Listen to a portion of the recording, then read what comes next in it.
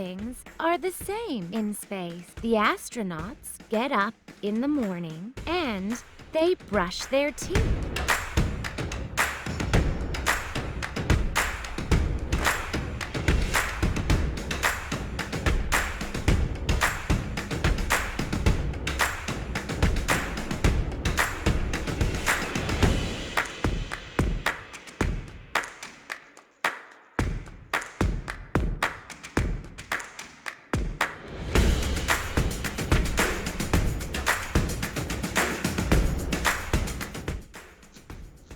My favorite town is called Bodrum. My mum is from Bodrum. It's beautiful. Wow, it is beautiful. It is next to the Aegean Sea. Look at the water. It's so blue.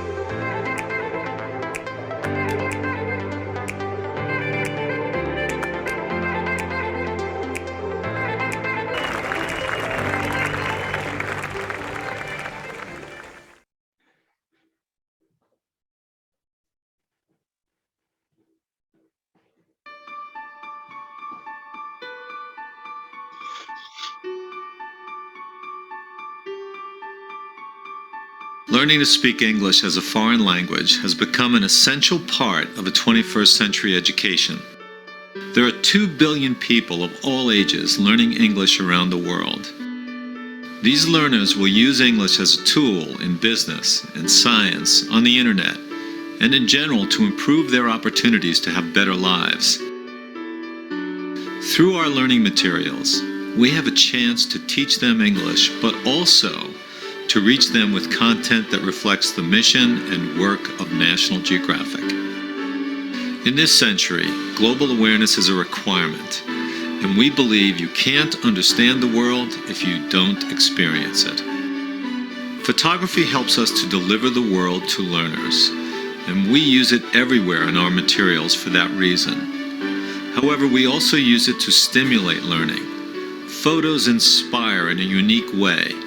Show a learner a photograph of something amazing, or beautiful, or mysterious, or strange, or just unfamiliar, but very real, and that person will want to learn about it. And when people want to learn, they do.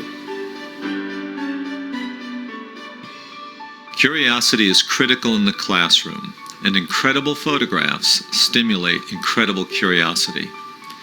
We look for photographs that will create awe in learners, awe and the desire to learn. We also look for photographs that will prepare learners for the real world that they will have to navigate. Ultimately, we ask teachers and learners and everyone to simply look at our publications to see if we have achieved our objectives. Like photographs, we believe they speak for themselves.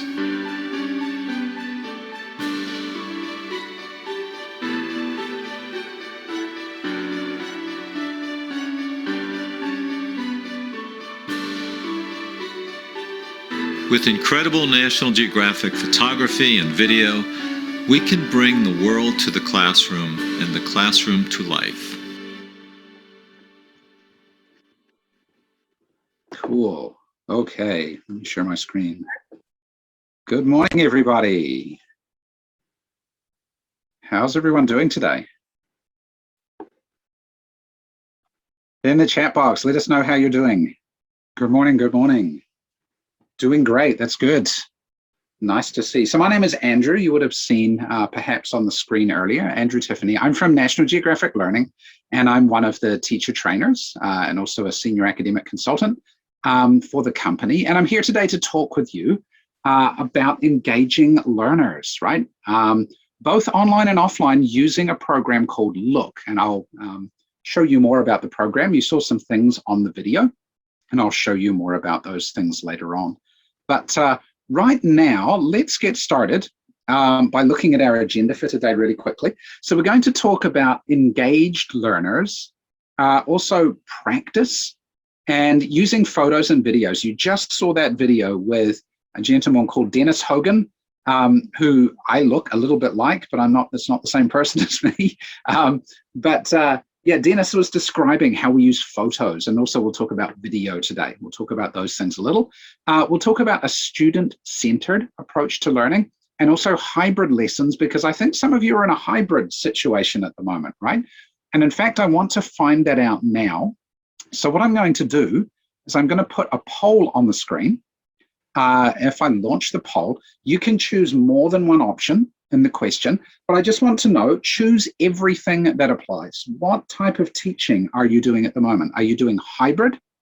Are you doing just online? Or are you doing just face-to-face in person? Okay, and this just gives me an idea as we talk later on a couple of topics, what things we can share to help, right? Nice one, face-to-face, cool. Yep. Good. Okay, so that's a reasonable number of people. I'll stop it there just for the sake of time. But yeah, so a lot of people are doing hybrid. Some people are doing just online. Some people are just doing face-to-face. We've got a real mix in the world at the moment, right? So lots of different things that we're doing. So that's great. Now, the other thing I want to do, again, really quickly, is I just want to see what kind of students you're teaching at the moment. Today's program, again, you can choose more than one. Today's program is focused on primary school learners. But some of the things I share will also work with younger students or with older students. But again, just to get a feel for what kind of students you're teaching here today. We'll do this one really quickly. Give it another 10 seconds. Okay, so yeah, looks like we've got a real mix, which is good. Some teenagers, Fauziya, yeah, cool. Okay, so I'll end there. I'll just share the results just so you can see these ones. But yeah, we've got a nice mix of everybody teaching all sorts of learners. The least is kindergarten, but we've got a lot of primary, middle and upper, lower primary, as well as teenagers, right? But as I said, today, for a lot of these ideas that I'm sharing, they're not just about younger learners or primary aged learners. They will work for almost any age. The material I will show you, because I will do some examples, the material I will show you is lower primary, but I think you can take the idea and adapt to any of the other materials or resources or age groups that you're working with. Okay. And at the end, we will do some Q&A. Happy to answer any questions that you like. I'm very flexible about that. Okay, great. So we've done the poll. We found out how we're teaching. So I have a question for you. So in the chat box, can you let me know, engaged learners, how important is it that learners are engaged in the lesson that you're teaching? How important is that? Is it very important, a little important, not really important, critical? It's a must, says Rodia. It's very important. Very, very, very, extremely important, says Jatu. Very important, right? So everybody says this is super important. Good. Okay, so we all agree, that this is really important to have our learners engaged. So my next question is, how do you know that your students are engaged? How do you know that they're actually engaged in your lesson? How does that work? They respond, says Ellie, yeah? And Rodia, same, yeah? Attention and interaction, says Gunda, yeah? They're responding to your questions. They listen well. The question is, how do you know they're listening, right? Listening, you can't see someone listening so way. The way they pay attention, yeah? They interact, they participate well. They give reactions, yeah? Eyes on the screen, Rodia, yeah, that's cool. They ask questions, yes, that's a good one. Yeah, their body language, good. Yeah, I can't see you on camera today, so I don't know if you're engaged, right? Good input, yeah. And again, like using the chat box is an example of engagement, right? So you mentioned a lot of things here. I summarized, student and teacher centered, nice. We'll talk about that later, Ganda. I put a few things down on here just really quickly. So one, as you said, they're looking at you. They're not looking off somewhere else, right? They're actually looking at you. So we want eyes on screen, right? They're responding to what you do. So as we have here, it could be the chat box, right? It could be they're talking, they're speaking, right? It could be that maybe they're drawing or writing something, okay? Or they might be doing or they're doing some sort of online activity, right? And we'll look at a couple of those things later. So there's a lot of different ways that they can do that. Sometimes they can cooperate or work with others, but maybe this is difficult to do online. We'll talk about that later. Maybe this is more of a face-to-face kind of class thing when they're cooperating and working with us. Maybe not. We'll talk about that later, okay? Or they're generally just some kind of task they've got to do and they're busy with that task. So maybe they're busy writing, okay? Or they're busy thinking, right? That could be another task where they're engaged, okay? So there's lots of different ways we can do this, and it depends on, is this an online class? Is this a face-to-face class, right? Because then engagement is different in those two media, in those two settings, okay? Good. So what's different though about these two at the bottom? These two I highlighted in red are a little bit different to these two up the top. What's the difference about the ones at the bottom compared to the ones at the top? What do you think might be different here? Any ideas about what makes the red ones different?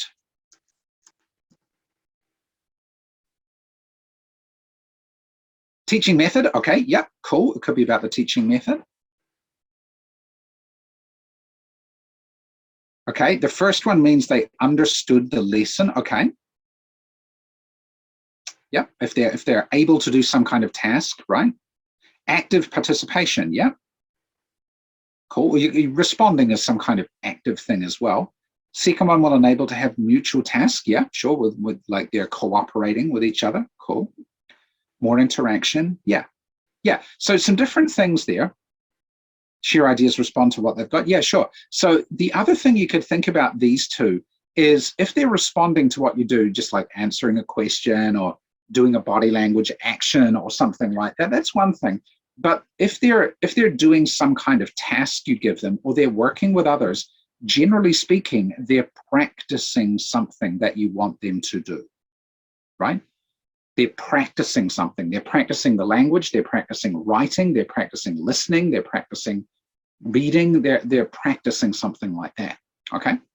Rather than just you ask a question, they give you an answer, right? That's more of a comprehension thing, perhaps, okay? So it's really important when we engage our learners that we make sure that they're practicing a good amount of the time, right? So why is practice important? I've got lots of questions for you to start out today. Why is practice important?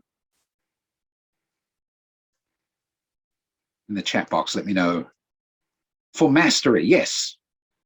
Edward, yes, because it's all about discipline. Okay, nice. Practice to make perfect, says Ms. June. Yes. Practice makes perfect. Implementing the theory that they've learned or whatever else they've learned. Yep.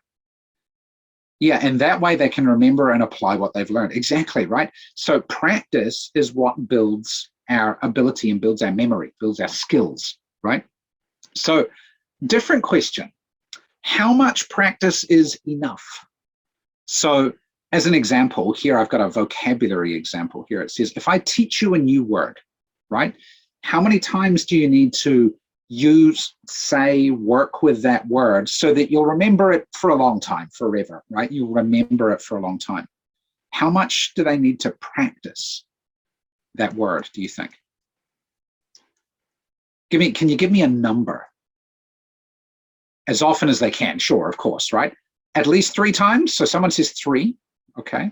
Someone says 5, 3 to 4. 5 times, 7 times. We're getting bigger numbers now. At least 3 times. I'm gonna tell you it's more than these numbers. So these numbers, I'm sorry, these numbers are all too small. These numbers are all too small. We don't want this much practice. That's not enough. It's not enough. It's not enough. Yeah, Roddy is saying, okay, like 60. Yeah. Yeah, okay, we're getting there, right? There is some psychology behind this, okay? And it depends a little bit on how you teach it and what you do with it and so on and so on. But actually, Reuters kind of right. I've seen some different numbers, anything from 60 to 180 times that you need to practice a particular word to be able to really remember it and use it, okay? Which is why, like, I live in Taipei in Taiwan, and my Chinese is just literally not good enough because I don't practice it, right? I haven't used the words enough, okay? And the question is, like, if this is not enough and we need more like this, how do we get there, right? How do we do enough of that so that the kids will remember it, the students will remember it, right? Some students, it's true, Magda, some talented students will learn very quickly. But your average person, your normal human being, will take 50, 60, 100 times until they really remember it. And it can be a lot of different ways. It can be speaking, listening, reading it, writing with it, seeing it in a video, looking at the word in a picture. It could be a lot of different things, but we need a lot of those practices and inputs, okay, to do that. Okay, cool. Okay, so question then, what does good practice look like? What does good practice look like? So good practice, as we've just seen, there's a lot of it, right? That's one thing that we need for good practice. We need a lot of it. What else do we need? So yeah, about the purpose of the lesson. So it's got to be on, let's say, on the right objective, right? We can say that about the type of practice objective that we do. It's engaging practice. Yeah, it's interesting, right? We don't want it to be boring practice. You can say the word banana 60 times in a row, but that would be super boring, right? So we want to make it interesting, right? Yeah. So yeah. Normalius is saying we want listening, reading, comprehension, repeating. So we want a variety, right, of different types of practice. Yeah. Yeah, varied, as Roy just says. Yeah, cool. So there's a lot of different things that good practice is, okay? And I'll give you some examples as we go through. We have limited time, but I'll do my best to give you as many examples as I can of some different kinds of practice and what we can do with things, right? And usually your teaching materials give you some ways to do this. The question is, what else can we do, right? To enhance the engagement for our students, okay? Cool. So one of the ways, as you would have heard Dennis Hogan say in the video at the beginning, he talked a lot about photos, right? And he said that if you show a learner a photo of something interesting, unusual, and also real, also that's authentic, a photo is an authentic thing, right? Then it will engage the learners in more ways. So it's like, if you look at this photo, does that photo look kind of interesting? We could ask some questions about that photo, right? This photo, by the way, and all of the photos in our materials are not staged. In other words, they're not acted out. These are actually two panda keepers doing their job, and a camera person was following them around and taking photos as they did their job, right? So, you know, this is a real photo. It's not just we dressed two people in a panda suit to make an interesting photo, right? They're actually working. So that makes it more interesting because there's actually something going on, right? And what are they doing and what do they have and why are they like that? So lots of things like that make it more useful, okay? But photos, as well as just being interesting, they cater to visual literacy. So what do I mean by visual literacy? I think we all know what literacy means, but what is visual literacy? What is visual literacy? So if we think of basic literacy, you might think literacy is about reading and writing, right? Yeah, so Magda, with visual literacy, they can see and they can think about that thing, right? Yeah, something that they can see, but they're also reading the photo, okay?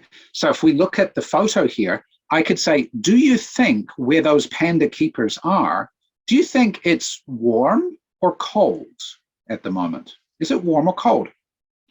And you might say, well, it's cold. And you might say, well, then I would say, why do you say it's cold? Well, it looks cloudy and maybe it looks rainy. And so usually that's cold, right? So that kind of thing gives us information from the photo, like reading a story gives us information, looking at a photo and interpreting what we see. Yeah, exactly. As Enriched says, it makes kids think, right? And it gets them, yeah, it gets their critical thinking, their analytic thinking, and sometimes their creative thinking going as well. Yeah, okay. Also, we can get a lot of vocabulary out of photos. Like, for example, here we could use the vocabulary word antenna. It's got nothing really to do with the topic, but it's another word we can introduce one or two times to our students, right?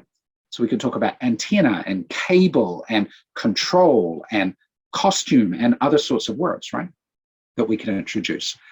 We can also use it to review and preview other things. So for example, even off this photo, I could be reviewing colors that we've learned in other lessons, okay? I could be reviewing clothing that we've learned in other lessons, like shoes and hats and things like that, right? Or I can preview things that are coming up. So panda keepers is a type of job. So what other jobs do you know? Let's talk about those because we'll see more of those today, right? Yeah, and so just introducing a lot of words like this, especially with images, gives the students a way to interact with new vocabulary and also review prior vocabulary and prior ideas, okay? And just, you can engage in a lot of practice. As we're talking or discussing or writing about a photo, we can do a lot of practice of things, okay? So for example, I could say, okay, we've been looking at this photo, we've been talking about it, now I'm going to give you a 30-second writing activity, right? I want you to write a present tense sentence about this photo. So now I've got the students writing using vocabulary, but also practicing the present tense as they write. And so this is a way that we can engage learners in more practice as well, okay? And the great thing about materials that use photos is there's a wide range of things to look at, right?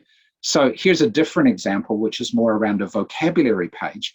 But man, that's a crazy looking photo. Looks like he's harvesting olives or something. But yeah, man, does that look interesting? It looks sunny, but why is he wearing a jacket? And we could talk about all of these things too, right?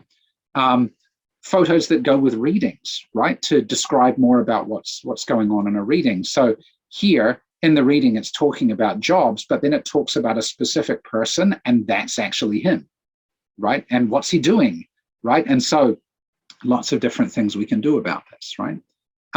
Even with songs, you can see that this song at the top here, it's about a pink taxi, and we've got a pink taxi down here in the photo, right? It's really, taxis are pink?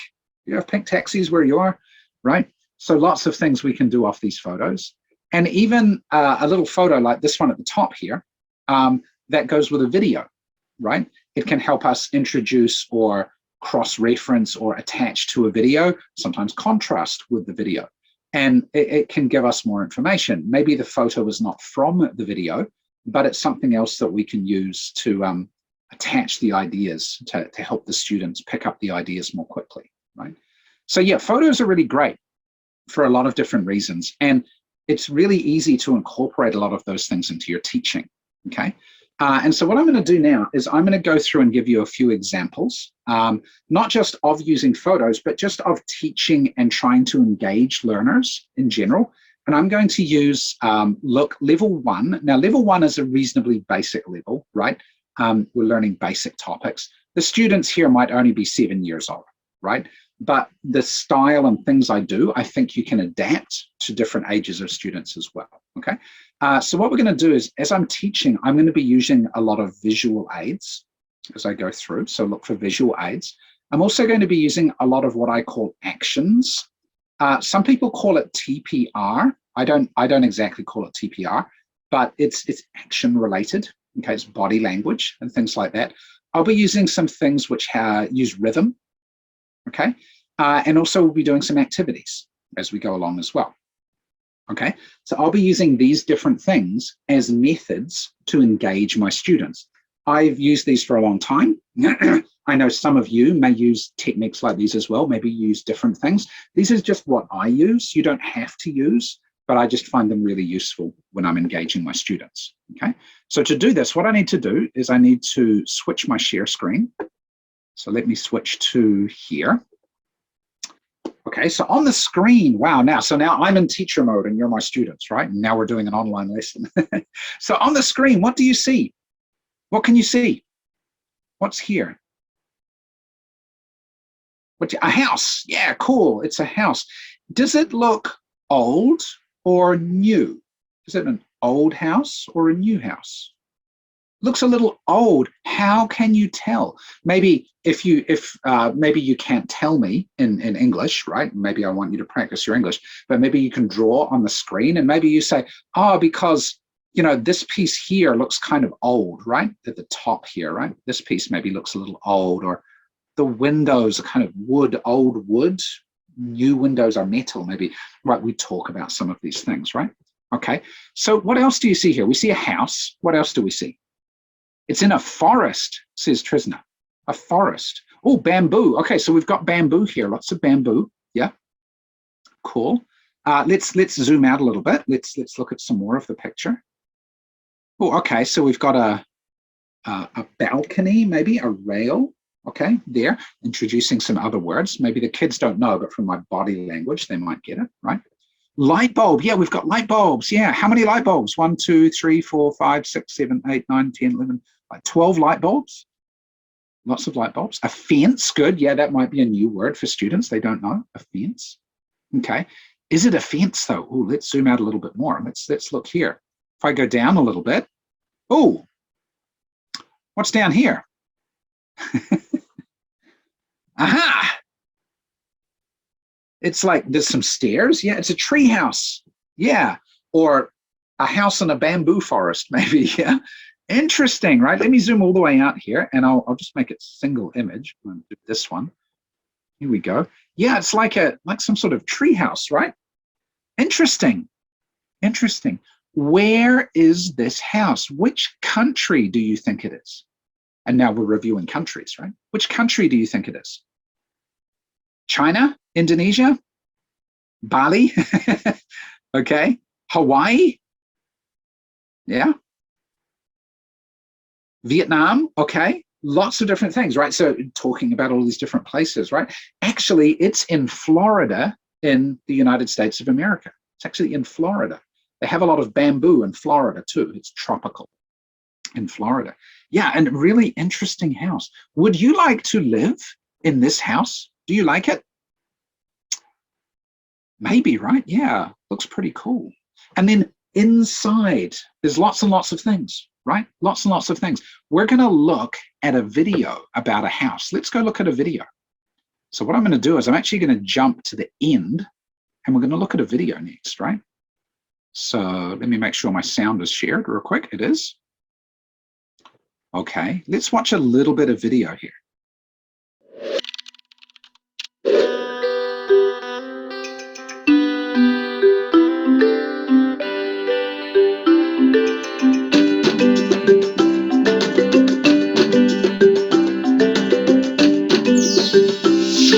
I'm Rianne. I'm Pablo. I'm Rafi. Homes. Hi, Rianne. Let's talk about houses. Okay, look. This is a house in Argentina. It's white and red. Is it very big? No, it isn't. It has 2 bedrooms, it has a kitchen, and it has a living room. Let's see the living room. Here's the living room. What can you see in the living room? A sofa, chairs, and a table. Okay, I'll pause it there. There's a bit more to the video, right? But maybe I could say to my students, did you hear some words there? What words did you hear? What did Rianne say? What words did you hear? Chair, sofa, yeah, what else? What else did you hear? Living room, nice one, Zumeju, nice, very cool. Yeah, what else? Living room, Rodia, yeah? Things in the living room? Sofa, lamps, chair. Okay. He went to the toilet. Nice. Okay, so she talked about some things. Oh, a red house. Yeah, very cool. Red and white, right? Talking about the rooms. Yeah. So, wow, she talked about all those things. Let's take a look at what we're going to learn today. We're going to learn a little bit about houses and rooms, right? So we have some rooms in a house, okay? So there are 4 rooms we're going to learn today. So the first one is bathroom and bedroom and kitchen and living room. But just doing them like that is boring, okay? We're going to do them this way. Okay, so first one is bathroom. So everybody, you're in the bathroom and you're washing. Everybody say bathroom, you're washing. Everybody go, go, go. Bathroom, bathroom. Good job. Okay, very nice. You're washing in the bathroom. Okay, bedroom. What do you think? This one? Bedroom, right? Cool. Okay. Next one, kitchen. So we're cooking in the kitchen. We're cooking in the kitchen. Yeah, cooking in the kitchen. Very good. Okay. And then living room. Living room. We sit and we watch the TV. Click, click. Watch the TV. Click, click. Okay. Very nice. Okay. Good one. So let's go through them. We're going to do each one 3 times. Going to do each one 3 times, okay? So everyone go, bathroom, bathroom, bathroom, okay, bedroom, bedroom, bedroom, okay, kitchen, kitchen, kitchen, and one more, living room, click, living room, click, living room, click. Okay, very good, okay, nice. Now, if I do one, can you tell me which one it is in the chat box? So what's this one? What's that one? What's that one? Bedroom, nice job. What's this one? Living room, good job, nice, good job. And we can go through and practice, right? Okay, and then we can come down here and we can say, oh, wow, we've got some other words as well. Okay, we're going to say them all first. We're going to say them all, read them all, and then we'll do some actions for them as well, okay? So this one, bed, okay? So everybody follow me. Bed, bed, bed, bed, bed. One more time. Bed, bed, bed, bed, bed. Okay, very nice. Okay, next one is cabinet. Okay, it's cabinet. Okay, cabinet. Okay, so this time we'll clap it out 3 times. Go, cabinet, cabinet, cabinet. Okay, this time we're going to clap the syllables. Cabinet, cabinet, cabinet. Okay, good job. Okay, next one down the bottom, so easy, you know already. TV, click, TV, click, TV, click. Okay, we did living room, right? Maybe we do TV. We'll do TV like this, TV. Okay, very nice. And then shower. What's shower? Shower, right? Shower, shower. Okay, very nice. Okay, so now we've done all those ones. I've already given you some actions. So shower, okay? TV, okay? What do you think? Bed. What can we do for bed? My students would tell me, right? So maybe bed is just, right? That's bed. Remember, bedroom is, right? Okay, so we want to do it a little differently, okay? Cool, and then cabinet. Maybe cabinet is just cabinet, open, cabinet, close, cabinet, open, cabinet, close, okay?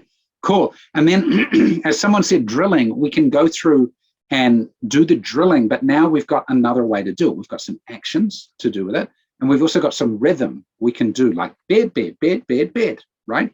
Or you can stand up, and with little kids, I get them to stand up and shake their bum, like bed, bed, bed, bed, bed, or whatever they find amusing, right? Anything that makes them practice it more times, okay? Now, before we go any further, I have a question for you. Let's just look at these ones. How many times have I gotten you, or like my students would be following me, right? So I've said it, you haven't. How many times did we say the word cabinet, for example? How many times did we just say that word? Or bed, for bed was easier. Cabinet, actually, cabinet, we said at least 12 times. Okay, because I went through and we did cabinet, cabinet, cabinet, and then we did cabinet, cabinet, cabinet, and then I was cabinet, cabinet, cabinet, cabinet, right? And if we're going through and doing all of that, wow, we've already gotten to like 10 or 12 times. Okay, we just need to do it a bit more and we're going to get to 60, right? So this is the way that we can engage our students in practice, make it fun, make it fast, right? It is over and over, but it's not boring. Okay, it's not boring. Cool. Okay. So then what can we do with these? Wow, let's go back and look at the picture. So I'm going to double screen this. Wow, we've got a house. Question, is this house real or not real? Is it real or not real? Real or not real? Not real. Yeah, it's not real. It's a drawing. It's not a photo, right? It's a drawing. Okay. See, this one is a photo. Okay. This one is a drawing. Okay. This one is a photo, and we'll look at that in a minute, right? Okay. Okay. So we have a drawing of a house. Yeah.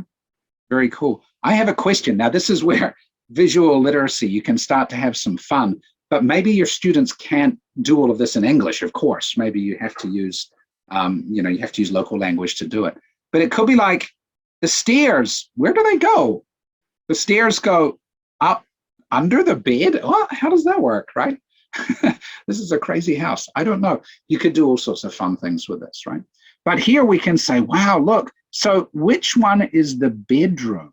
Oh, the bedroom is this one. Okay. What's in the bedroom? Oh, a bed is in the bedroom. Yeah, okay. And this one is bathroom. Oh, and shower, right? Okay. And down here, TV and living room, right? Yeah, okay. And kitchen and cabinet, right? Cool. Okay. So then here, what are they saying? The girl says shower, the boy says bathroom. Oh, because shower, bathroom, right? Shower, bathroom. Oh, okay. So if I say TV, what do you say? If I say TV, what do you say? If I say TV, you say, what do you say? Living room. Good job. Nice. Very cool. And what if I say bedroom? Bedroom. What do you say? If I say bedroom, what do you say? Bed. Yeah, that's right. You say bed. Good job. Nice. Okay. So we put the thing and the room, put them together. Okay. And then we can say, okay, now let's go practice, right? Okay. We could also do some grammar. We've got a little grammar over here. Where's the sofa? It's in the living room. So everybody take your hand and everyone go in. Very good. So go in. Okay. Okay. So where's the sofa? It's in the living room. Click, click, click. Okay. And again, we could put some actions with our grammar structure as well to help the students remember it. Okay. Cool. But let's take a look at a little activity we can do. You could do this one online too. I have a house. Wow, not really. I could say this one. I set this one up earlier. So maybe some of you know Padlet. Okay. Padlet is a nice tool. I use this one a lot for my online classes or sharing like this. So here I've got 4 rooms. What rooms can you see? What rooms can you see? If you've not used Padlet, right, take a look. It's very, very simple to use, and it's free, which is always nice. Padlet.com is a really easy way to use things, okay? You'll see me use it today. What rooms can you see? Bedroom, living room, kitchen, bathroom. Nice job. Well done. Very good. Now, I could say, where's the bed? Where's the bed? To practice our grammar and also our vocabulary. Where's the bed? Oh, bedroom, we want to say it's in the bedroom. Yeah, it's in the bedroom. Very good. Where's the toilet? Where's the toilet? Where's the toilet? It's in the bathroom. Yeah, everybody knows toilet, even though it wasn't a vocabulary word today, right? Yeah, but we can look at other words as well, like where's the cup? Where's the cup? Ooh, can you see a cup? Where's the cup? Yeah, it's in the kitchen. Good job. It's down here. It's in the kitchen at the bottom. Yeah, very nice. What about where's the white chair? Where's the white chair? Where's the white chair? Living room? No, it's not white. It looks like brown. Yeah, white chair. Here it is. It's in the bedroom. Yeah, there we go. It's in the bedroom. Yeah. And so we can get the students to practice a lot like this too, right? Okay. And we could make this, if you're online, you could make this student to student, like one student asks, another student answers. Maybe if they answer, they get to make the next question, right? And we can get some student to student practice like that as well. Okay, cool. But Padlet is a nice tool for digital. You can move things around, you can edit them, you can do lots of things. I'll show you some more later. But right now, let's go back to here. Okay, and for the sake of time, let's carry on and look at something else. We're going to jump ahead a little bit and we're going to zoom in. Oh, now, what do you see? What do you see? Toys, yeah, a doll, a shark. Cool, we've got a shark, yeah. Yeah, a student need time to type. If they're speaking on camera, that makes it easier, right? A stingray, wow, you know stingray, very cool. Yeah, this is a stingray, yeah, very cool. Animals, yeah, very good. Okay, so let's go down. Okay, what do you see now? What's that? Pillows, nice, or cushions, maybe. Maybe it's pillows, maybe it's cushions, yeah. And maybe they don't know the word in English, but that's okay. If they know it local language and we can say, yeah, that's right, it's a pillow, we can tell them the English word, right? Cool, a blanket, nice. If we go up, let's go up. What have we got here? What do we see? A bed sheet, wow, nice. Carpet, maybe. A blanket, yeah. Starfish, nice, cool. What color? So we've got orange and blue, nice. Cool. Let me go sideways here. Oh, what do you see now? What do you see now? What's here? You can see a little table. Yeah. We've got a, was there a turtle somewhere? An alarm clock. Yeah. We've got a clock. We've got a vase. We've got a book. Yeah, we've got lots of things, right? Let's go back here. Let's go up a little bit more. Oh, there's a shelf, right? And some other things. And if I go up a bit more, what's that? What is that? Is this a study room? You think a study room? Let's take a look. What is this? You think it's a real, is that a real shark? I have a question. Is this, you think it's a poster? So Normalis thinks it's a poster and someone thinks it's real shark, which means if it's real shark, this is like a fish tank? So who thinks, let's see. Do you think it's a poster or do you think it's a fish tank? What do you think? An aquarium, it's a poster, it's a fish tank. A poster, a fish tank. Yeah, what is this, right? I don't know. Let's zoom out and take a look. Wow, if that's a poster, it goes all the way around this like circle room. Interesting. Let's take a look at what we're going to read today. But first, we have to look at some words, right? So I think you know word number one. What's word number one? House. That's right, everyone. House. Good job. Okay. What's the second one? Is clock, right? Yeah, clock. Okay, it's my action for clock, right? Okay, cool. And the last one, everybody knows this one, water, right? Yeah, you drink water. Very good, okay? So let's do them 3 times really fast, okay? So house, clock, water. Okay, now do with the actions. Ready, go. House, clock, water. Very good, okay. Practice, right? Good, now let's read down here. Now, I want you to see what you think of this reading too. I will just read it. Well, normally we'd read it all together, right? Look at the photo. This is a bedroom. This isn't in a house. It's in an aquarium. What is that word? Aquarium. What is that? What is an aquarium? Now, this is when maybe because kids won't know, you need to use local language a bit more, right? Yeah. An aquarium, right? So maybe they say, yeah, it's a big fish tank. You know, you're like, yeah, good, close enough, right? An aquarium, a home for fish, exactly, right? Big fish tank. Okay, let's keep going down. Can you see the table? The table is next to the bed. Next to. Okay, radio. So here we have the bed and then the table. It's next to, right? Interesting. Okay. It's white. The clock is on the table. It's small. Okay. The game is on the bed. Yeah, that was that one, right? The game is on the bed. Yeah. It's yellow, red, and blue. The toy fish are on the bed too. Wow, very cool. So lots of things we have. We have some things on the bed. We have some things next to the bed. Is there anything in the bed? Is there anything in the bed? No people, right? No people in the bed. No. Okay, cool. Okay, look at the fish in the water. This bedroom is under the water. What? This bedroom is under the water? Let's zoom out and look. Under the water? Where is this? Under the water? Yeah. Now, there's actually a big story about this photo. This was, I think it's at the, I can't remember the aquarium, Paris Aquarium. They made these special rooms that they were using to promote awareness of sharks. And they're in the shark tank, right? And they actually auctioned off the ability to stay in these rooms on Airbnb.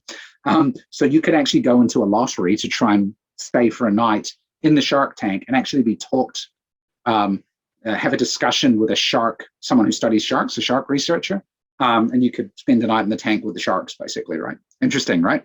Yeah, cool. But this is kind of crazy, right? I can't imagine if I sleep and the tank is leaking. Oh my God, says Jordy. Wow, yeah. Don't bang the walls too hard. Wow, very nice. Okay. What about, this is a bedroom underwater? Wow, that's cool. If you could put your bedroom somewhere, where would you want your bedroom? Do you like underwater bedrooms? No? And we could get into a discussion about this. Maybe kids want a bedroom in a tree house. Maybe they want a bedroom in the roof of their house, right? Like right at the top, or a bedroom under the ground, right? Maybe they want lots of things, okay? But yeah, we can make this really interesting with the photos. And as we're going through, repeating and using a lot of these words like bedroom and house and water and things like this as we're going through, and the kids will be picking this up, right? As we go, okay? But lots of things we could do with something like this, okay? Cool.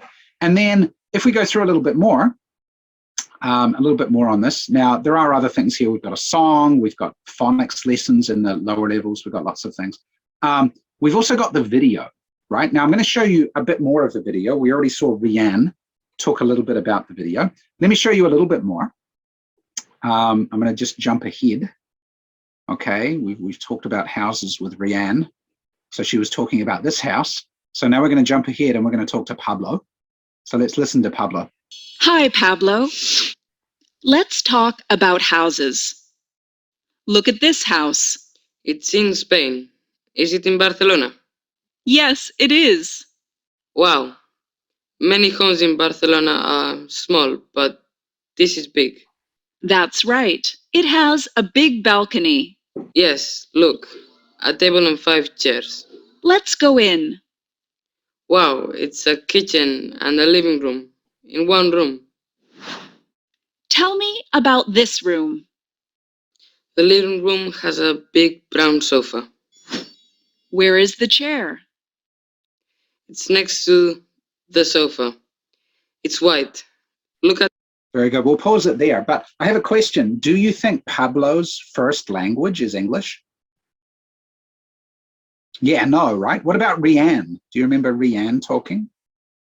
Yeah, it's not, right? So the cool thing about these programs is that the kids, your students who are learning English, get to see other students who are also learners of English talking about exactly the same things that you can do in class with your students, right? So yeah, he's from Spain, right? Pablo is from Spain. Rihanna is from Argentina, right? So yeah, there's lots of interesting things you can do with that. And you can see down here in the middle, there is an ask and answer activity, right? Now that might be a little difficult to do, and face-to-face, that's easy. Online, that's a little bit harder, but a good activity to talk about your house, okay? We'll talk about this one a little bit later, okay? But I hope that's a little bit interesting to take a look through some of the pieces of what's in one of these units. I'm going to talk about some more of those things now. So I'm going to switch back to the PowerPoint. So I think here you saw me use some visual aids, right? I was using the photos. So I used visual aids. I used some TPR and actions, which is good for younger students because they like to be active. I was using some rhythms. And part of the reason for doing that is to repeat things again and again, right? Repeating things again and again. And also we did a couple of activities, like we can use the Padlet or other photos or something like that as well, okay? Okay, so let's take a look at the video. I said I used the video there to, when did I use the video? When did I use the video? What part of the lessons did I use the video? When did I use it? You've all gone to sleep in the chat box. When did I use the video? Yeah, when did I use the video in the lesson? Because it's right at the end, right? But did I use it anywhere else? Yeah, I used it right at the beginning, right? So even though that video is the last thing, it's in lesson 7, which is the last part of the unit, I can use it at the beginning as well. The students love to see kids like themselves who are also language learners doing kind of the talking, right? And so I always use the video in the middle of the unit. Also, maybe there are actually 3 students in that video. There's Rianne, there's Pablo, and there's another boy called Rafi. And so maybe each section of the lesson, maybe it's like, okay, let's look at Rianne. Okay, let's do some work. Okay, now let's go look at Pablo. Okay, now let's do some more work. Okay, let's go look at Rafi. Let's do some more work, right? And we can use the video as a way to keep attracting the kids back to some of the things we're learning, okay? Yeah, so you don't just have to use the video as one big thing, right? Yeah, you can use it in the beginning, the middle, wherever they're practicing, lots of times in the lesson. You can do it again and again, right? And ask the students different questions about what they see in here, okay? As well as what I've shown you, just very, very quickly, there are a few other things, like I've been showing you this classroom presentation tool. This is what I was just using to present to you, the digital kind of tool there that comes with the Look program as well. There's also some other things like there's digital activities we can do with the students. We could do these in class or like for homework and things as well. And it can actually tie into a learning management system as well. So while it sometimes is difficult to do online activities with your students, there are actually some options there to tie in some of those things I've shown you with assignments where it will track the scores for you so you can see the students doing the work, okay? Which can be kind of useful.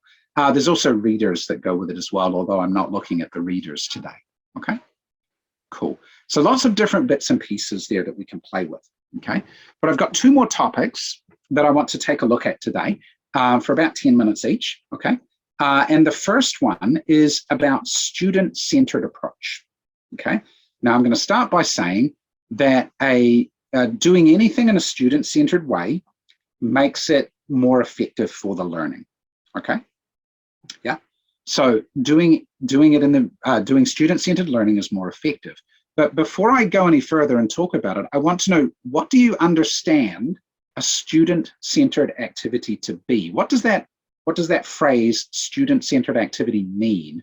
Or what's an example of a student-centered activity? When a student initiates the lesson, okay, maybe. Okay, from Reuter.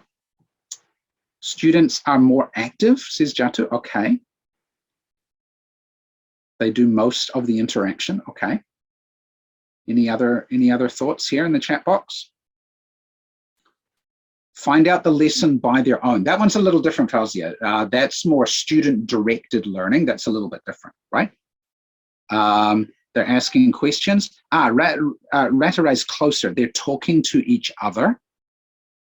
Okay, cool. So we've got some different ideas about what this is. Let me explain what I mean by student-centered activity. Okay, here's a classroom. Here's a classroom, right? And here's the teacher, and here's the students. They're sitting in chairs or whatever, right? Cool. Okay. Now, there's a few different ways I can do an activity in this classroom. I can have the teacher and the student talk with each other. Okay. Right. And then after that, one is done, then the teacher will talk to another student and so on. Okay. Do you think this is student-centered? Correct. It's not. We would call this generally teacher-centered. This is a very teacher-centered way. Okay. Okay. Now I've got another one. Here's my classroom again. I've got a teacher. I've got some students. Okay. Okay. The teacher says to these 2 students, I want you to talk to each other about something. Ask a question, give an answer. Okay. When you're finished, okay, now you guys do the same thing. Okay. Is this student-centered? Okay. This is student-centered, but it's inefficient. Why is this inefficient? Why is this inefficient?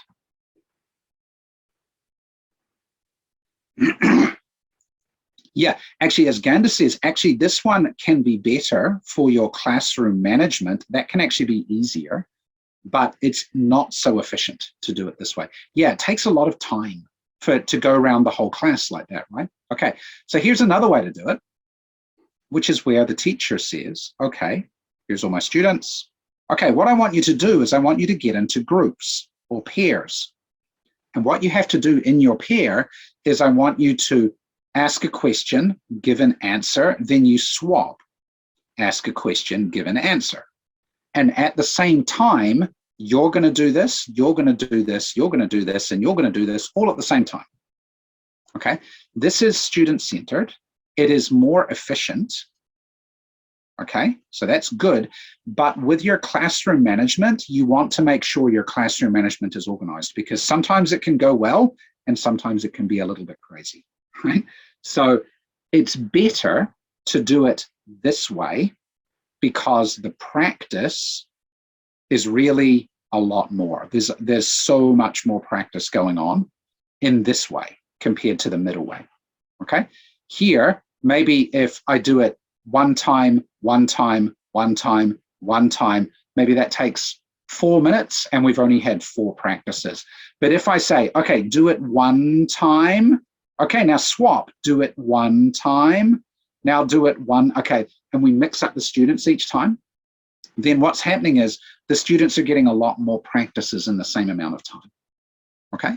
There's a lot more practices, okay? And so that's why it's more efficient, okay? So for student-centered activities, we want the students talking with students as much as possible, or working or writing or whatever it is, and we want many groups doing that all at the same time. Simultaneous, exactly, as Nemli just said, right? Nelmi, sorry, just said, simultaneous between all of these groups, okay? Cool. So How do we do that in the classroom? Have you used this kind of way before? Who's used it? Just yes or no in the chat box. Have you used a lot of simultaneous student-centered practice before? Yes, I'll give you Leo, I'll give you an online tip in a second about this, okay? Okay, so some of you have, some of you not so much. Okay, how do we apply this online? I'll show you in a minute, Benny. Okay, I'll show you a couple of ways, okay? Okay, so if you're wanting to teach the students to do it this way, sometimes you start in a teacher-centered way. Okay, let me do it with one of you. Let me do it with one of you, okay? Then after that, maybe what we can do is we can do it half class, half class. Okay, you guys ask this question, now you guys give the answer. Okay, now change. You guys do the question, you guys do the answer, right? And we can do as a group activity, which we could do that online, right? Half the class talks, the other half answers, right? Okay, then we want to go to smaller groups. And this is the bit where online is difficult, right?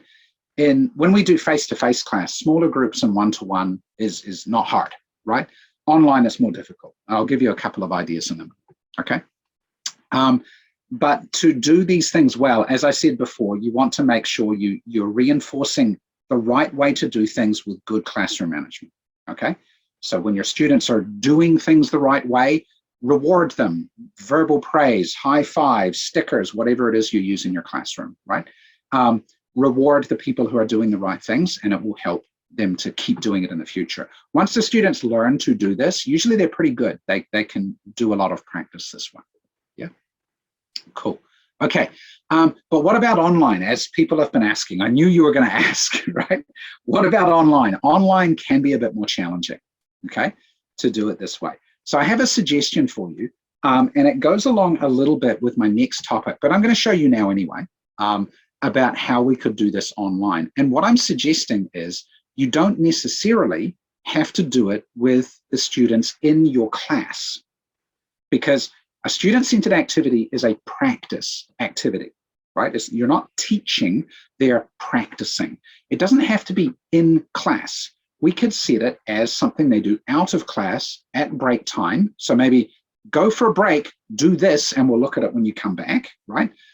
It could be homework, could be a lot of things, right? But let me give you an example, and this is where your tools can help, maybe like Padlet, which is the one I showed you before, right?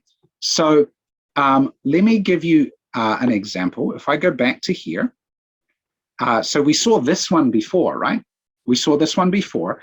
Here's another one that I set up, and I actually did this one with my daughter.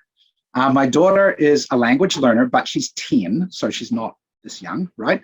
But here's what I did. I said, okay, this is the activity. I can make one of these pages, or my students, when they know, they can make a page, right, in Padlet, and I give them a guide. I say, these are the questions, okay? And then you can audio record the questions, right? So let's talk about your home. So one student does that, and then we get a response. My home is in Taiwan. Okay. Is your home big? Yes, my home is big. Okay. What rooms are in your home? There's 5 bedrooms, 2 kitchens, a living room, and 3 bathrooms. We have lots of rooms. Okay, so that's me and my daughter doing this activity like 2 students, right? How do you do this in Padlet? When you want to do things, there's a little plus button at the bottom, and when you make a new post, you can do, this is why I love Padlet. It's very versatile, right? You can record audio, you can record video. My daughter didn't want to be on video. You can take screenshots of things, you can search for images, you can do all sorts of things, or you can just write text. So I can say, my home is big. It has 5 bedrooms. Whoops, I can't spell, ... right? And then when I'm done, I can just post that up. Okay. And now I've got a little note there. And the cool thing about Padlet is I made this one by myself, but you can share the Padlet. This is why the tool is really useful. You can share it, and everybody can write on here at the same time. Everybody can make a picture at the same time. Everybody can find a video at the same time, okay? They can do lots and lots of things, right? So with a tool like this one, up in the corner here, it says share. And so then you can share this, you can send a link so that other people can contribute to it. And you can set these up for your class, right? And do things like this. Now, Padlet has got nothing to do with National Geographic Learning, but I find it's a very free, versatile tool that I can use in my classes, and my kids learn it really, really quickly to be able to use it, right? There are lots of other tools. I'm not suggesting that you need to use Padlet, but it is one that I use a lot. I do use other ones, but generally speaking, I only use one or two with my classes, right? I teach them to use one or two really well, and then we have a lot of fun with it, right? So yeah, so this is an example in this one of how I make it more student-centered, right? It's like 2 students can go here and they can do the conversation. Another 2 students can have another one and they can do the conversation and record it, right? And another 2 students can do it over here. So by doing digitally and by maybe doing it outside of class or in a class break, right? Then you can do more student-centered activities like this too. Cool. Is that interesting? Useful? Cool. Nice, right? Yeah, so if you've not explored a couple of these tools, don't try to learn everything. Just find 1 or 2, maybe look at Padlet. There's a lot of other ones out there too. You can use Google Classroom stuff. You can do all sorts of things, but find 1 or 2 things that you like and then just find lots of ways to use them, right? And teach your kids to do it too. Nice. Cool. Okay, so let's jump back. We've got one more little topic to look at. Little, it's not really little. Hybrid lessons, right? Hybrid classes, because a lot of you are doing this at the moment, right? So what's good about online lessons? What's good about online lessons? In the chat box, what's good about them? Saves time, yeah, maybe, right? Okay, less tired, yeah. You can do them from home. You don't have to drive to work or whatever it might be. Could be, yeah, there could be automatic grading in an online lesson tool. There could be some sort of automatic grading tool. Could be, yeah, just more activities, different activities, right? There's a lot of technology that's there. It's a different experience, right? Yeah. Different experience for people. Yep, we can reach further, right? We can reach more students, right? I have a student, I actually taught her this week. I have a student who lives in Boston in the United States, and I teach her each week. I'm not teaching her English, but I do teach a student every week. She's in Boston, I'm in Taipei. We're 12 hours different, right? But I teach her that way, yeah. Yeah, but it does also let us offer a different experience and different ways of teaching to our students, right?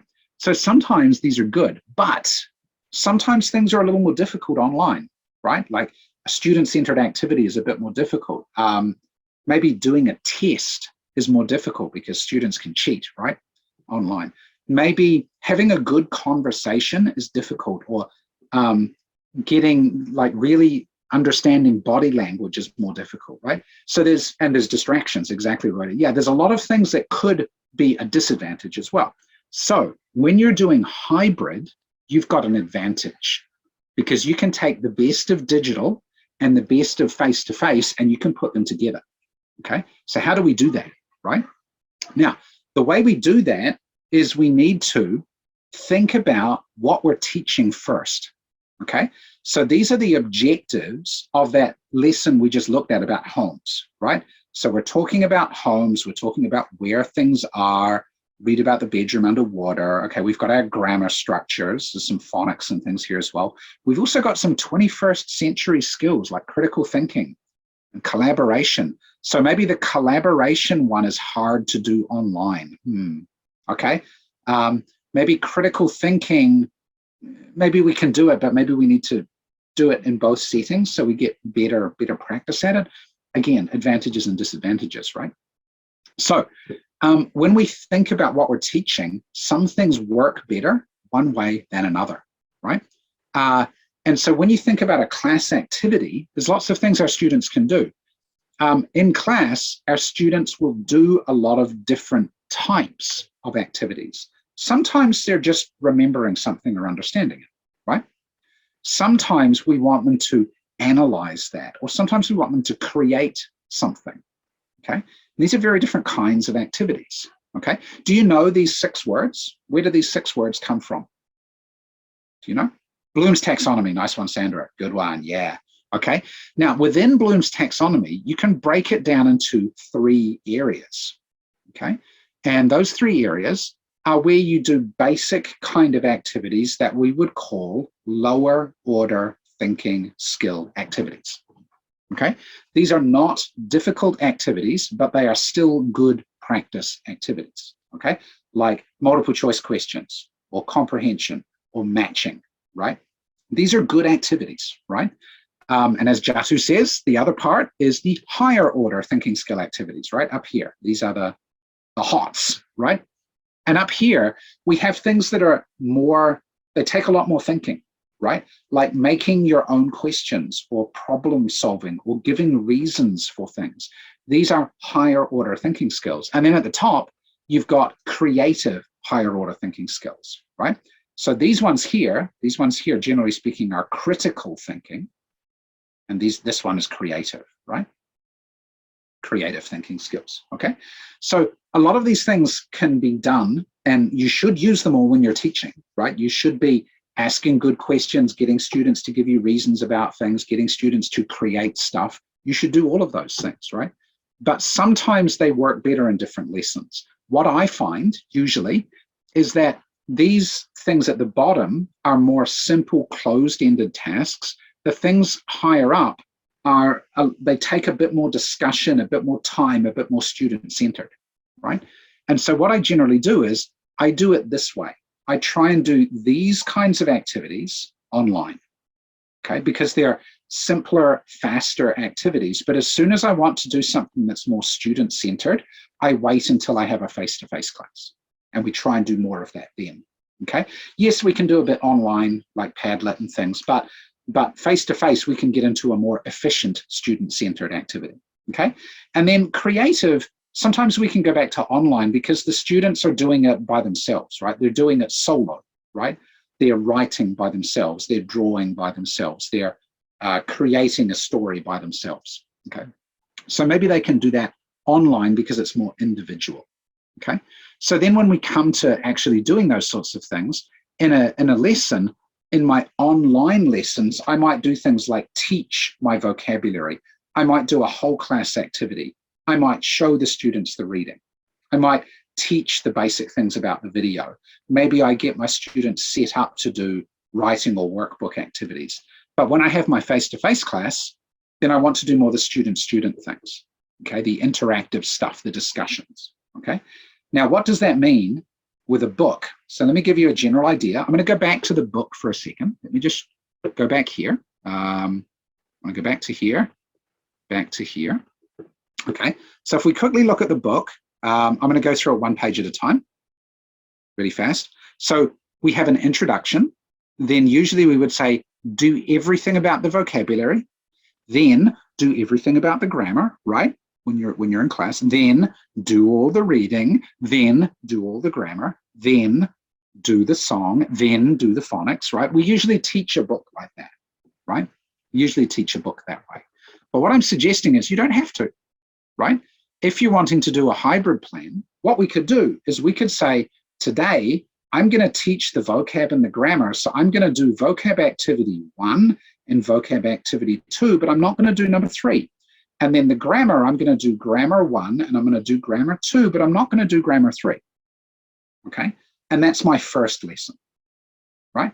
Now my second lesson maybe is a face-to-face lesson. And so when I come over to my second lesson, great. Now what I can do is I can do my vocab 3 and my grammar 3 activity as student-to-student interactive activities. And maybe what I want to do before we go further, I want to look at, I'm going to add on here to lesson 2, I want to do a student-student discussion about the images from the reading, okay?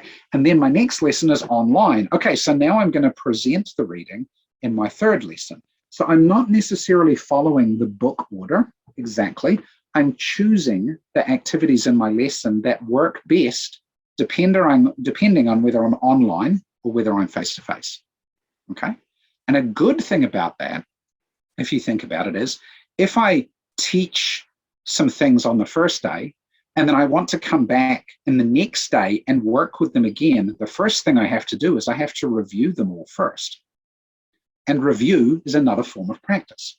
So my students are getting even more practice before we get into using these things again, right?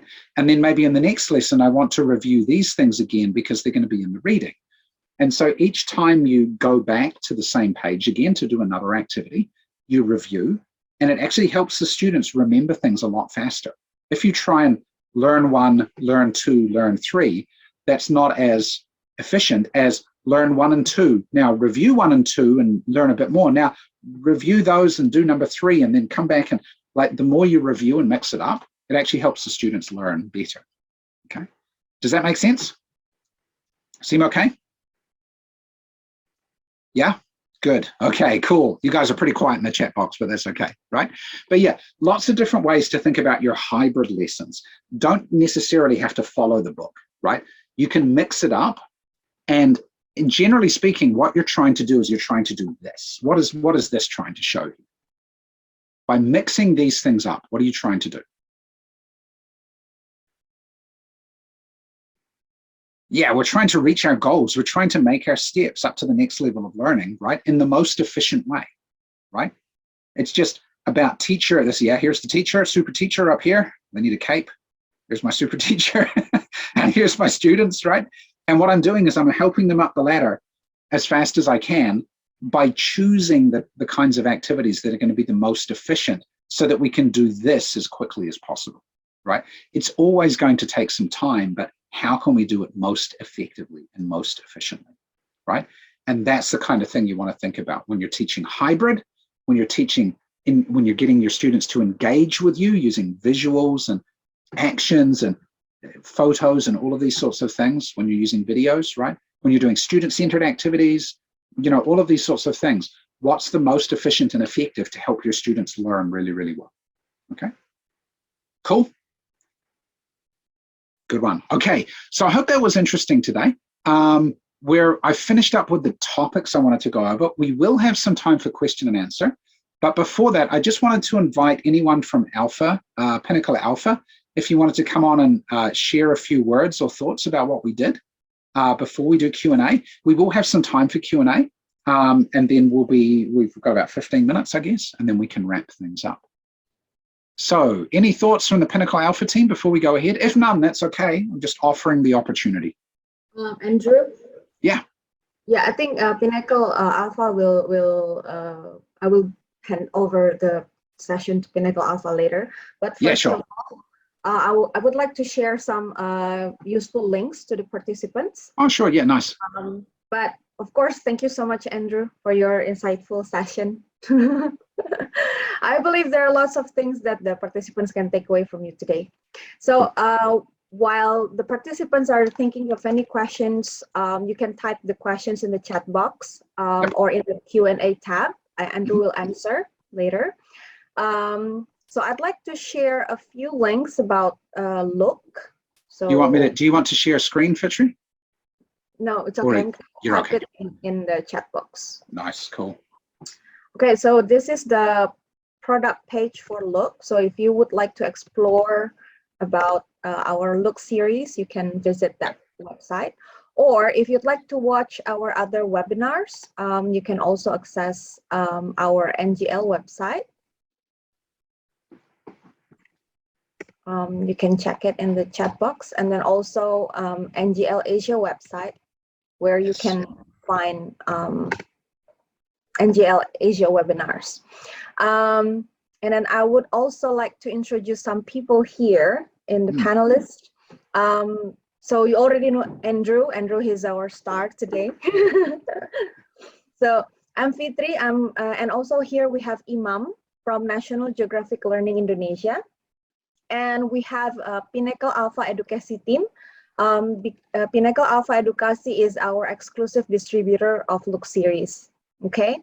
So now, while maybe there are a few words that Pinnacle Alpha Edukasi team would like to say to the participants, okay?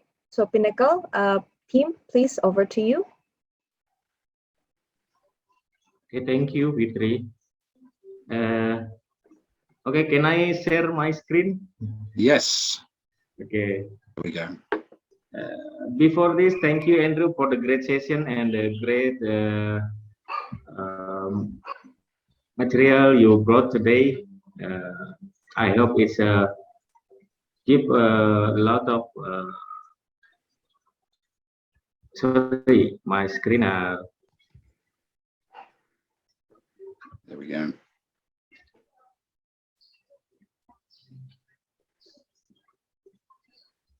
Oke, baik Bapak Ibu sekalian. Jadi seperti disebutkan di awal bahwa Pinnacle Alpha Edukasi adalah eksklusif distributor untuk NGL National Geographic untuk produk-produk seperti yang tertera di depan ini ya Bapak Ibu sekalian, yaitu Hide and Seek, kemudian Wonderful World, Look yang baru dibawakan oleh Mr. Tiffany hari ini, kemudian Close Up dan Keynote, serta ada 21st Century Communication. Ya, Bapak Ibu juga bisa menghadiri atau mengunjungi website kita di alphaedukasi.com, dan di situ nanti bisa dilihat di online store kita produk-produk apa yang berkaitan dengan produk NGL ya Bapak Ibu sekalian. Nah, ini adalah link feedback di chat. Yep, it's in the chat box. Nice. Dalam rangka nanti akan mendapatkan e-sertifikat ya Bapak Ibu sekalian. Seperti itu. Nah, ini adalah kontak untuk Pinnacle Alpha Edukasi. Ada Mrs. Nova, kemudian saya sendiri dengan Luis, dan ada Mr. Melki yang bisa dihubungi jika ada pertanyaan-pertanyaan lebih lanjut mengenai produk NGL yang bisa kita distribusikan ya Bapak Ibu sekalian. Oke, kurang lebih itu saja dari tim Pinnacle. Kita lanjutkan untuk Q&A dari Mr. Tiffany. Jadi Bapak dan Ibu sekalian bisa bertanya di sini. Ya, terima kasih. Nice, yes. So, thank you, Andrew. That's okay. Yeah, there were a couple of questions I saw already. Someone was asking about, will this webinar be on the National Geographic Learning website? This one will not be, because it is just a webinar for Pinnacle Alpha. We're helping Pinnacle Alpha today, but we will share the recording with Pinnacle Alpha, and you'll be able to access the recording yourself later. We'll send you that link later on, right? There was another question I saw just before I come to the ones. So Rita said, it's a challenging situation when you have a mixed level of tech using skills of learners. So how to deal with that, right? Yeah, technological levels of your students is a bit of a challenge. If it's because they are young, then sometimes I ask parents to help them a little bit to get started. But one way to get around the technological problems of your students is try not to give them too many things to do, right? So, for example, what I mean by that is today I showed you, for example, Padlet as a tool, right? There are lots of other tools out there. There's like Google stuff, right, that you can use. I know another thing that I often use with my students called Vidyard. There's a lot of these different tools, but what I try to do is I use one thing with my students and don't worry about the others. And I just make sure that my students know really well how to use that. But I have to train them. It's like anything else. To teach someone something, you have to train them how to use it, okay? So this is another reason why I stick usually with one versatile tool, because once the students know how to use it for some things, it's really easy to just add on one little more thing to do with that, right? So yeah, one way to get around the technological skills of your students is just try and keep it simple. Like teaching anything, just teach one little piece at a time. Yeah, and sometimes, as Reuter's saying, yeah, less is more sometimes, right? Keep it simple, right? Yeah, I think maybe you know this one. Yeah, KISS, keep it simple, sunshine, right? Keep it simple, right? Rita says training them to use things may be time consuming. That's true, Rita. Here's my class time, right? Let's say my class time is 45 minutes, right?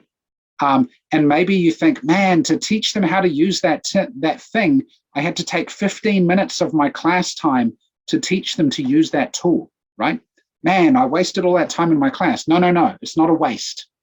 This is an investment, okay? Because now that I've done that, in my next 45-minute class, now I only need 1 minute to remind them how to use it. And in the next class, maybe I don't need any time to remind them how to use it, right? So when you spend that time, it's an investment, right, in your class. So it's part of the process. The first time is always difficult, but invest the time, keep it simple, and it will go well in the longer run, okay? So just think about that, right? Okay, Jatu asked, how do we encourage learners who refuse to speak up as they think they cannot speak English yet? One of the things I find, if your students don't want to speak, sometimes they're shy, sometimes they feel bad about their own English ability, but also sometimes they're just not that interested, right? I try to get my students really interested in something, and what I find is the more I can get them interested, the less they care about what they're talking about and whether or not their grammar and vocabulary is good, right? So you remember that photo of the two guys in the panda suit. Actually, let me go back to it, right? So if I show them, like, where was it? This photo here, right? If I show them this photo and they're like, whoa, and I said, what do you see? Wow, cool. If they're interested in the photo and you can see that in their face, and you just ask them simple little questions, all of a sudden they will start to say things, right? They will start to speak, right?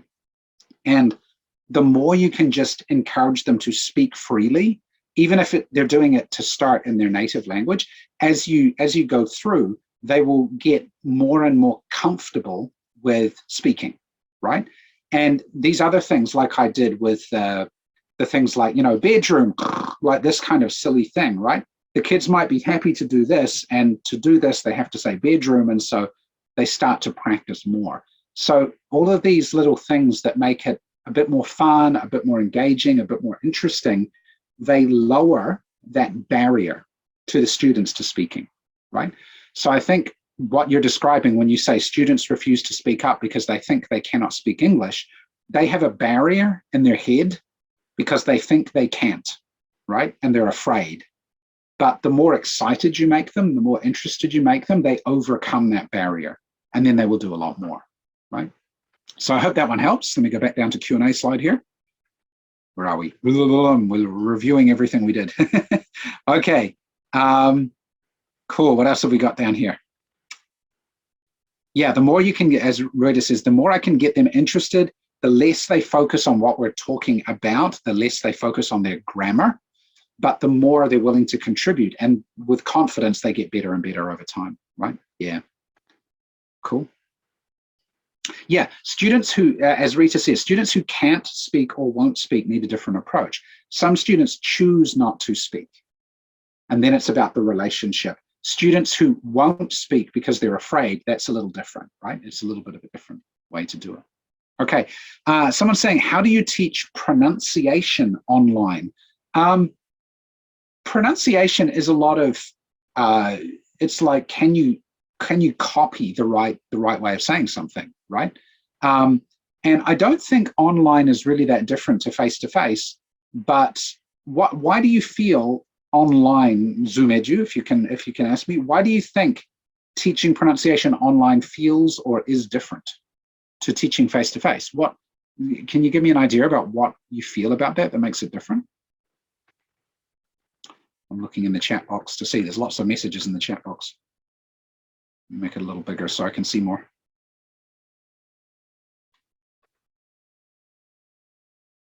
Yeah, so Rita's got an idea there. You know, self-practice and record their voice is one way. Yeah.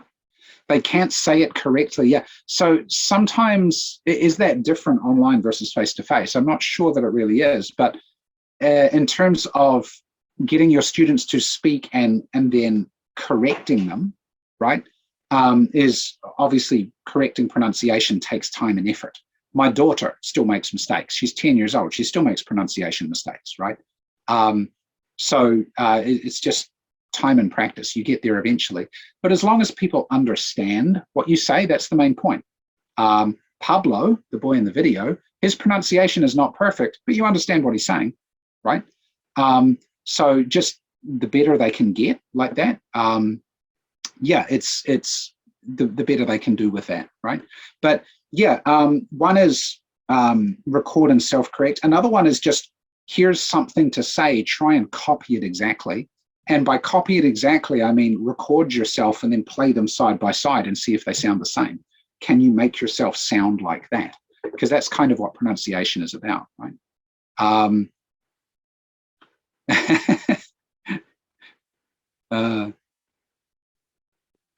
So I'm looking at Reuters, something about praying for it, asking for wisdom. Okay. Okay, thanks, Petri, for popping those questions up again as well. Fauzia, how do we give motivation to students who are reluctant to study English? That's really, I find that very personal. There's not one answer. It's about you and your students. And I play a lot with my students of any age. I joke around with them. I have a really good relationship with my students.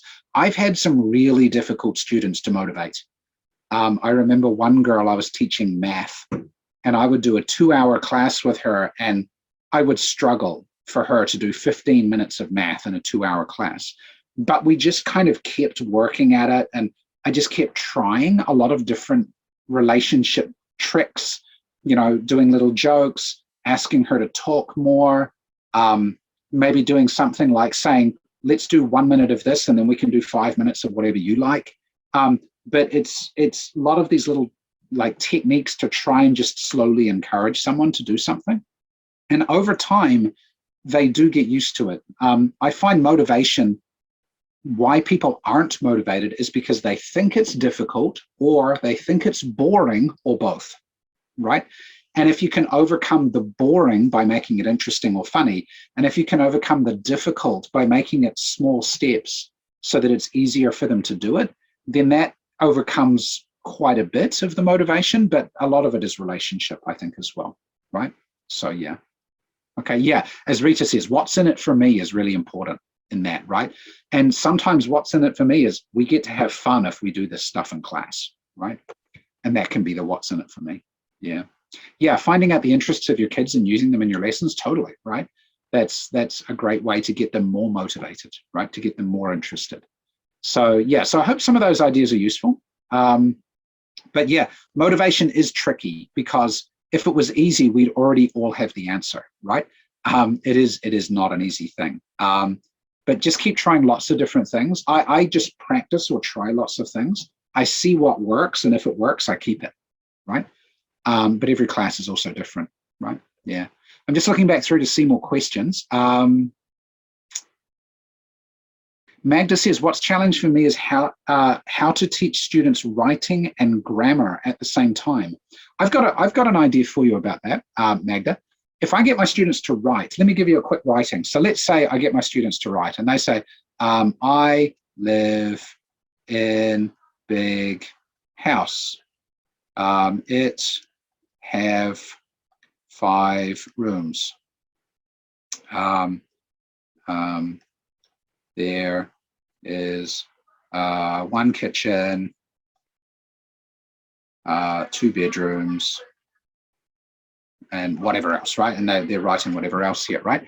Now, within this, I'm getting my students to do some writing, right? But I'm also going to be teaching them grammar at the same time in this, right? And what I would do is I would review the grammar with my students, right? So for example, what's the grammar structures that we normally use? So we have, it has, blah, blah, blah, stuff like this, right? Now, when I do writing, okay, so here was my writing, right? But are there some mistakes here? Yes, there are, right? The way I help my students learn grammar is I don't tell them where the mistakes are. I just do something like this. And I do something like this. And I do something like this. Now, what am I doing? What am I doing? What I'm doing is I'm showing them where the mistake is, but I'm not telling them the answer. So then what they have to do is try and figure it out by themselves or with their friends, or maybe they come and ask me a question and I give them a little bit of a guidance, right? And then eventually, they will eventually learn what has to go there, right? And they will fix it for themselves. But it takes just a little bit of there's something not right here. Can you figure it out? Can you get your friends to help you figure that out, right? And this is a way to get them to do writing and grammar somewhat at the same time when you're doing editing and corrections, right? Editing is really important in writing, okay? So I always try and use this when I'm correcting. It also makes it way faster for me, right? I can circle the errors much faster than I can write the corrections, right? And then my students actually fix it up later on, right? So yeah, cool. Good one. Yeah, you can get them. Yeah, they can act as a teacher today, right, as well. Yeah. Check this worksheet. Yeah, use a rubric where it reminds them, have you got capital letters at the start of every sentence? Check your punctuation, right? Look for words like has, have, want, wants, like, likes. Are those ones all right? Because they're common errors, right? So there's lots of things like that you can do. Cool. Nice. Very good. Well, we're actually at about end of time today. I don't see any other questions. I think I got them all. I think I got all the questions. So it's been great to talk with you today. I'll hand it back to the team at Pinnacle Alpha just for any final comments. But it's been really good to talk with you today. If you do want to get in touch with me, here is my email address at the bottom. It's okay to email me. I help teachers all the time. It's what I do. So yeah, feel free to keep in touch. And I'll hand it back to Lewis and the team to share any final comments.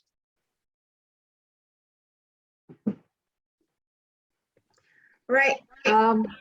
Maybe I'll take it. All right. So thanks, thank you so much, Andrew. Thank you so. I'd like to thank all the participants for today as well. I know it's weekend. Probably you usually spend it with your family, but you spend time with us today, joining this webinar. Thank you so much. And I would like to thank Pinnacle Alpha Edukasi team as well for arranging this webinar. So a kindly reminder to fill in the feedback form if you would like to get the e-certificate. And then also, if you would like to check out on our other webinars, you can visit the website, the link that I gave to you earlier. And then also, if you would like to explore more about Look series, you can also check out our Look product page. Okay, so thank you so much, Pinnacle Alpha team. Would you like to say something? Thank you, Fitri. Thank you, Andrew, for the session. It's been great for us, and we're looking forward to future event in 29 January keynote. Yeah. So thank you. Yes. Hope to see you in person real soon. Yeah. Okay. And travel. Yes, right. Yeah. You haven't Get your been vaccinations. should be here. Okay, thank you. Thanks, everybody. Yeah.